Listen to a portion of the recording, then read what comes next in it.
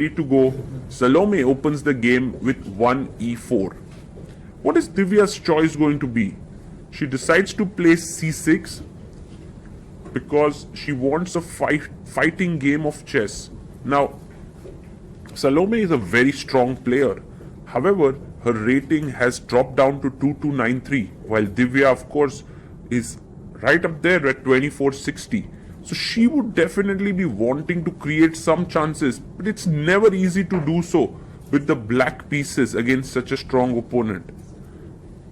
So she takes on d5, it's the exchange variation of Karo Khan.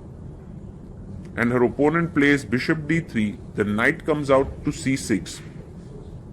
As we have some blockage through the camera, pawn to c3 and queen comes out to c7. Now the idea of queen c7 is that the bishop can no longer come to f4 and it stops it.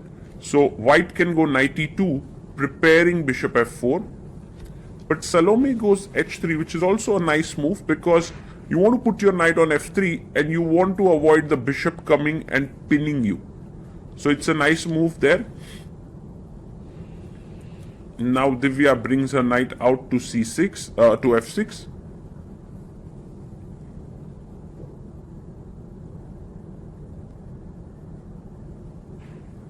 And knight comes out to f3.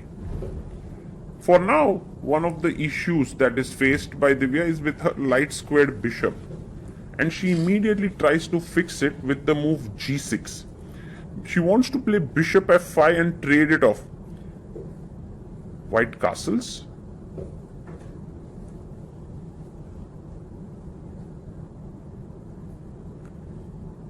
And bishop to f5. This is actually a very interesting concept where black is playing very ambitiously. She's getting rid of her slightly problematic piece. In return, she is getting a doubled pawn. That doubled pawn can both be a strength and a weakness. Knight e1 played, very, very cool idea with, because if you take, she wants to maybe take with the knight looking at these squares.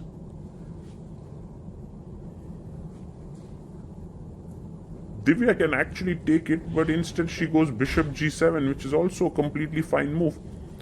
But I guess now we see the point of Salome's maneuver, knight to e1. What she intends to do is she wants to take on f5, gf, and then the queen could move into the game as well. So bishop f5, good move. G takes f5. And the question is, there's another point. You can go knight d3 and bishop f4. Knight to d3. Very good play here by white. Very interesting maneuver, this knight e1 to d3. Divya simply pushes her pawn to e6. And she considers her position to be fine, and it is fine positionally because all the black pawns are on light square. Bishop comes to f4, attacking the queen.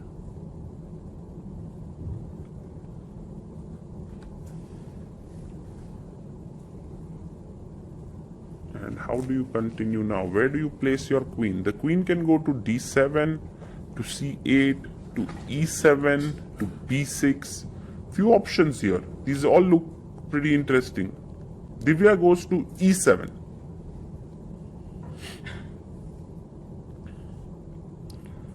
And now Salome develops her knight d2.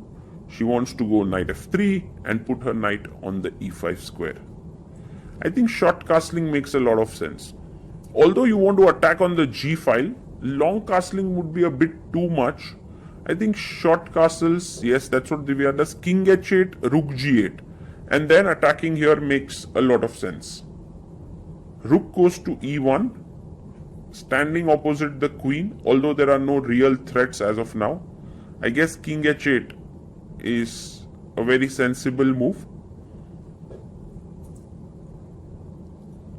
Divya plays her knight to e4. But can we simply not kick the knight away with f3? Seems like a good move actually.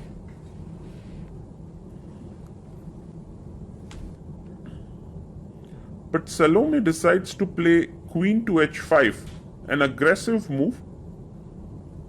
And maybe she is angling to trade off this bishop on g7. I don't know if it's a good exchange or not. It seems like an idea. Look at Divya's move. She goes b5. Wow. What a move. It's very interesting move by Divya. She's trying to maybe create play with b4. Completely unperturbed by what is happening on the king side. I was wondering if you can take, and put your knight on c5, but then there is e5, breaking in the center with this loose knight on c5. So she instead goes a3. Slightly slow move, but Salome does feel that that's good to sort of keep this a3 move in hand, to slow down black's b4. And now f3 is played. I guess taking makes a lot of sense here. 92.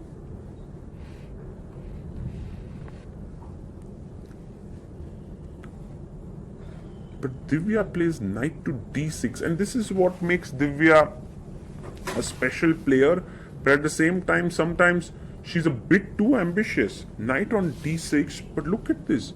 Your pieces aren't coordinating that great. White has a knight that could jump to e5, knight b3 to c5. I mean, there are too many things that are going on. Salome plays bishop h6, which is also a very interesting decision. She's just trying to trade off these bishops and say that your king is weak.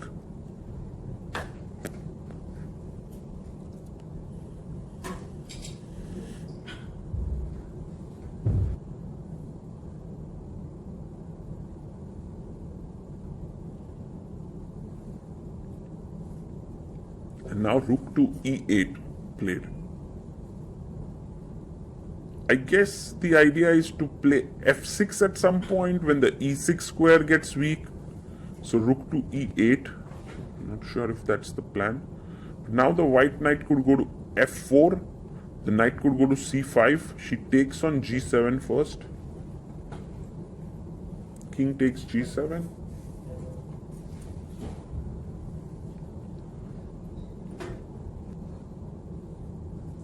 And now knight b3. So good play here by Salome. She is having a good position.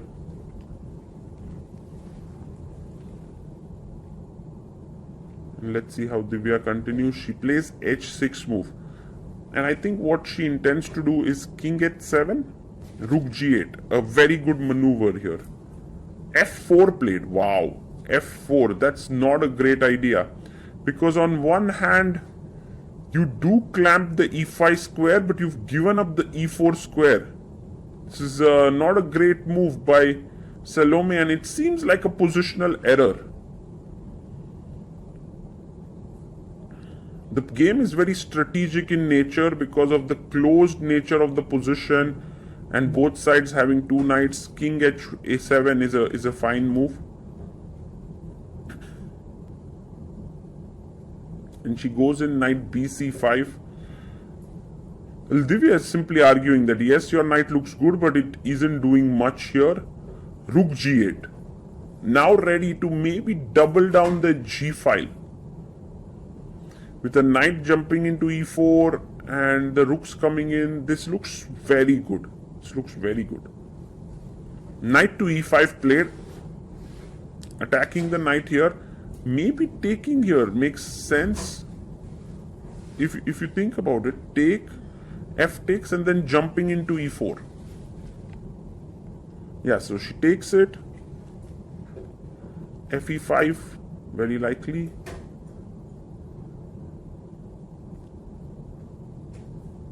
Oh, she takes with the rook. Whoa, interesting. Now, something like knight e4 would be a blunder because of queen takes f5 and you lose a pawn. So, have to be slightly careful. Rook g6, great move. Threatening rook g8 and attacking here. Somehow, Divya's moves are now easier to play.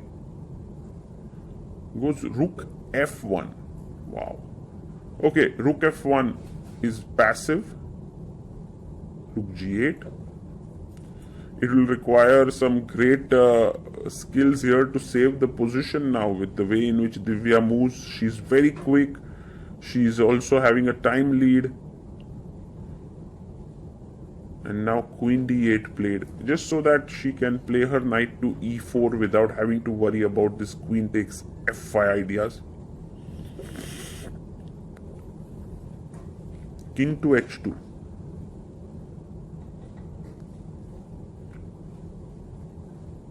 She goes rook g7. When you are better, there is no need to rush. You can calmly improve your position. Rook e3 played.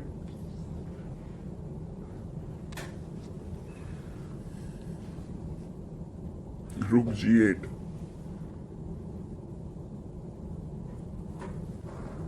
Well, maybe she's wanting the rook to come back to e5. g3 played by Salome.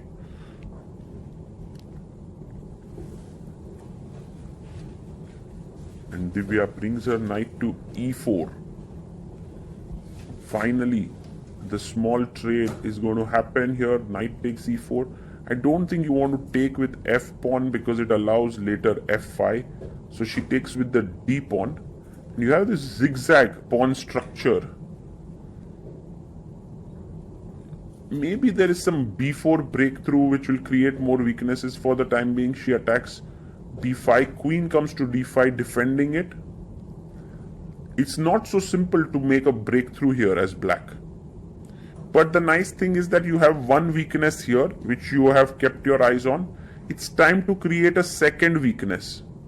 And Divya goes rook b8. And she's all about getting into action. b4 is on her mind. Queen d2.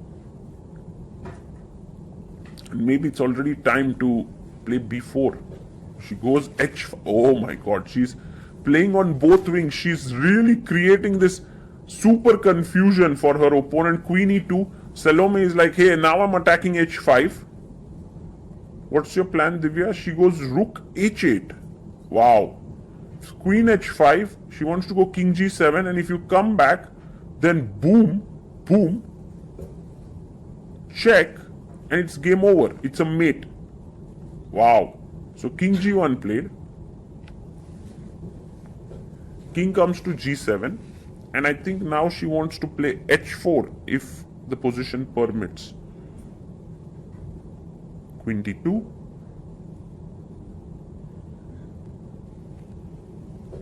Queen comes to d6. And this is against the move. Now h4, you can't go g4 because f4 would hang. She plays queen e2. And what's your idea to h4 now? I guess h4 would be a nice move. Queen b8. Ah, she was attacking the b5 pawn, correct. So Divya goes to b8. Queen f2. Now defending f2, so that if h4 there is even g4. King f8. Divya knows how to wait in such positions. It's one of the skills of a good player. They know when to move, when to wait, how to wear down your opponent, because strong players don't collapse instantly. You have to kind of move around a bit. You have to lull them sometimes. Now h4 is a threat. She plays h4. That gives up another square, that is the g4 square. How important or relevant it is remains to be seen. But king g7 played. And now she's ready to move the rook away. So in a way, the king side tension has been settled. The battle will move to the queen side now. Queen b7 played.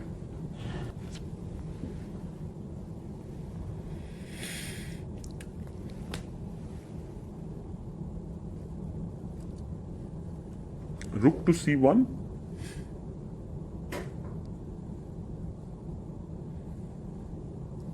And king to h6.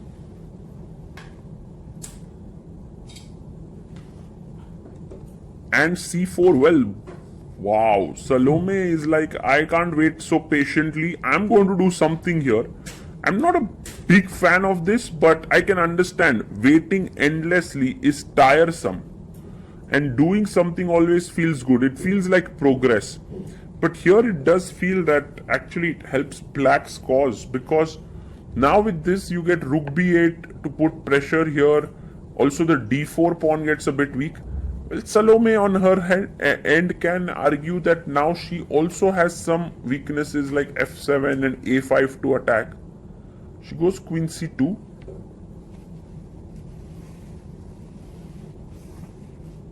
Objectively, the position still remains kind of fine for white. I mean, black is better, but white is still fighting. But rook g4 now. And keep an eye on the clock as well. Clock situation very important. Salome down to 15 minutes. Divya has 24 minutes. Rook a4 played, attacking the a5 pawn.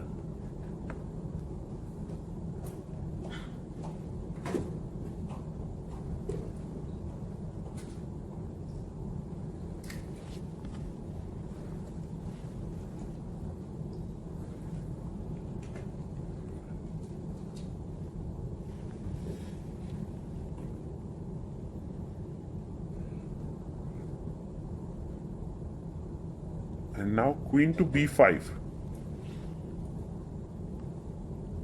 So your plan now is to maybe get the rook in. Somehow you need both the rooks to enter. The queen is nicely positioned, looking here, looking here.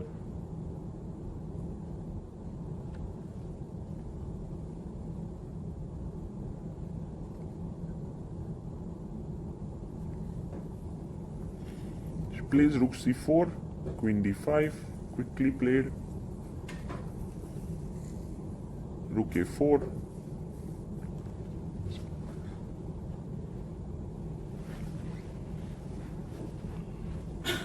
Let's see what Divya does next. It's very interesting, this position.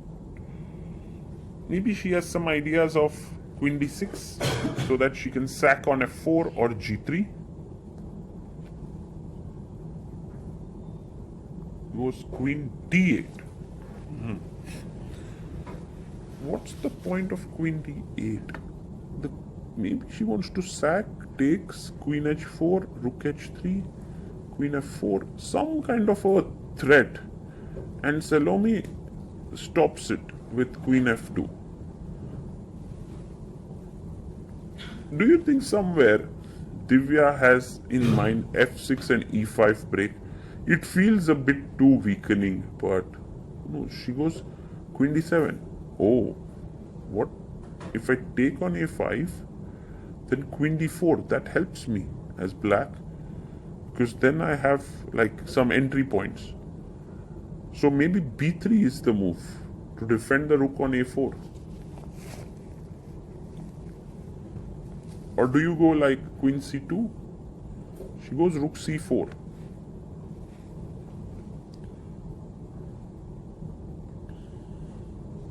And now queen d5. Patience. Patience is important. Patience is the key when you want to win such games. You have to learn to sit for hours and hours. Queen c2 played. If you are not able to sit there for hours, you will not be able to convert such positions. It's not going to fall in your lap. You will have to keep playing. Rook b8. Now another small threat created. Rook takes pawn, queen takes, and you win the rook. Micro issues. Give your opponent micro issues. b3 played. The rook now on e3 is doing like a Herculean task, yeah?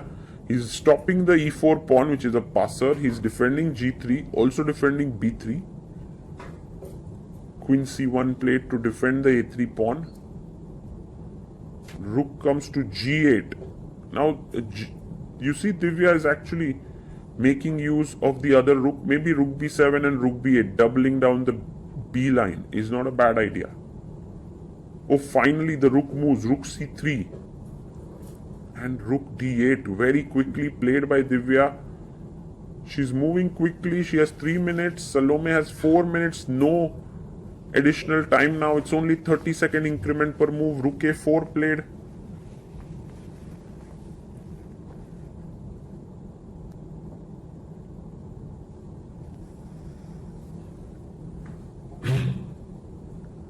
Rook to b5. I understand what Divya intends now. Rook d5 and this d4 pawn.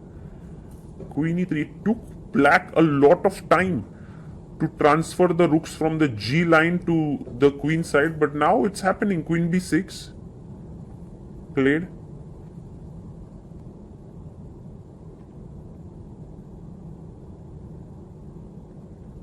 Plays rook c4, rook d5 on the board. Wow.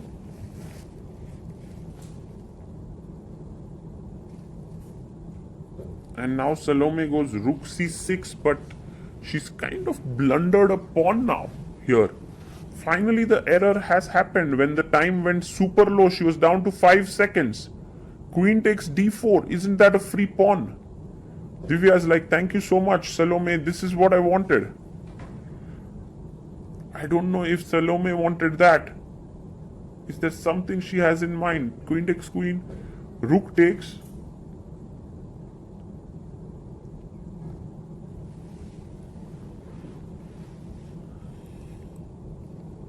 The A pawn is still a bit weak. She goes rook c2, trying to stop the rook from coming in. But now, do we go rook d3, attacking this and this? Yeah, she plays it. Rook d3. b3 is under pressure.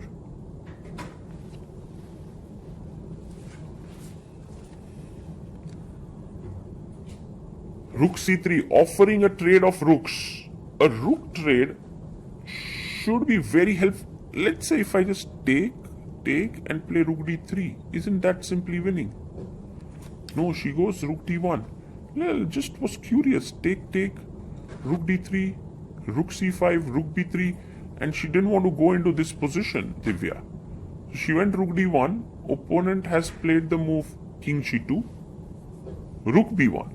She's keeping the two rooks, because with those two rooks, she's also able to create some mating net. Rook e2 played. Maybe the final inaccuracy here, because now rook d3 seems to win the b3 pawn.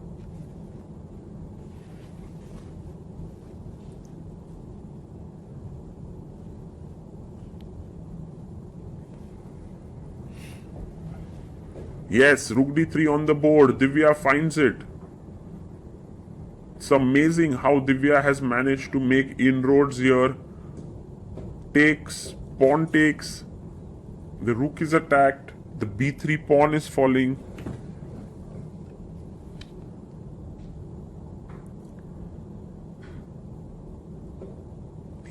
She goes rook d2.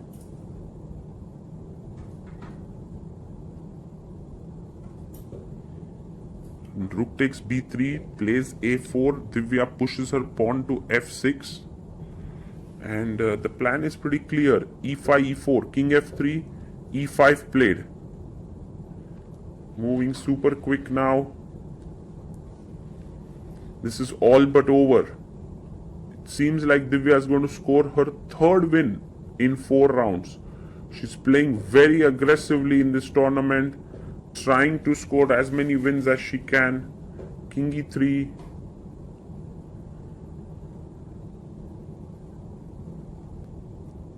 It's time to push e4, defending the d3 pawn. Rook d1.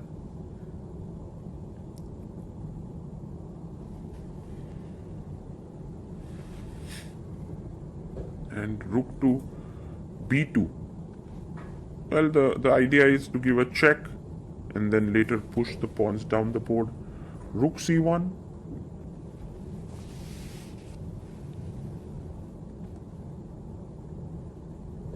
Check on e2.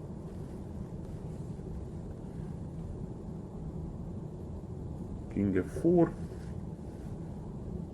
d2. The pawn is queening now. Wow. Rook c6 check.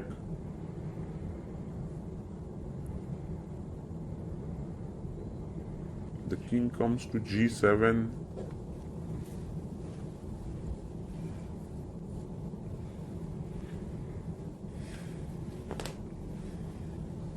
And the rook tries to stop the pawn from behind, but the other pawn comes to the rescue, and now rook e1 followed by d1 queen is the idea. She goes king e5, hoping for some final tricks. Rook e1, Divya is like, I don't see any tricks. What's your plan? Check.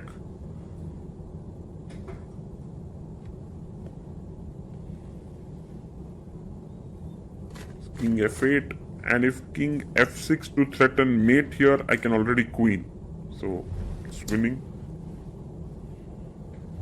Rook check.